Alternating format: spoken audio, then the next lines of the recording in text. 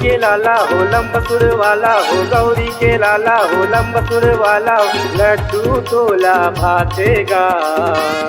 सब देवी और देवता ले पहले तोला मनातेगा। सब देवी और देवता ले पहले तोला मनातेगा।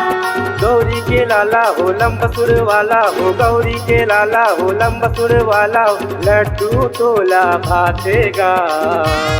सब देवी और देवता ले पहले तोला मनातेगा। सब देवी और देवता ले पहले तोला मनातेगा।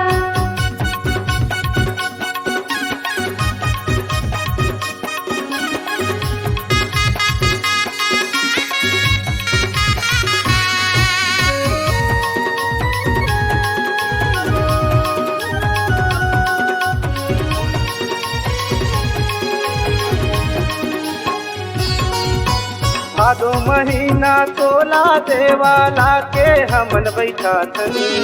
लाके हमन बैठा थन गजानन, लाके हमन बैठा थन। जगह जगह माँ तोरे देवा महिमा गाथनी। महिमाला तोर गाथन गजानन, महिमाला तोर गाथन।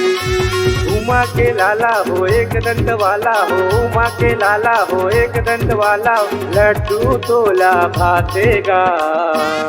सब देवी और देवता ले पहले तोला मनातेगा। सब देवी और देवता ले पहले तोला मनातेगा।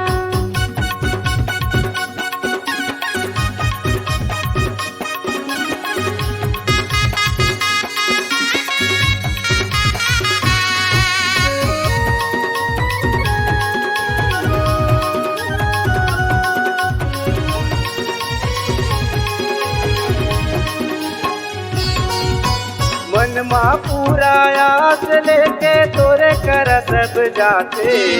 तोरी करा सब जाते गजानन, तोरी करा सब जाते। तोरे पूजा ले देवा सबके बिगड़ी हा बन जाते।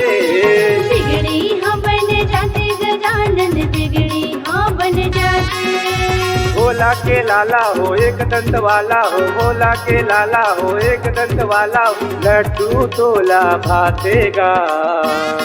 सब देवी और देवता ले पहले तोला मनातेगा। सब देवी और देवता ले पहले तोला मनातेगा।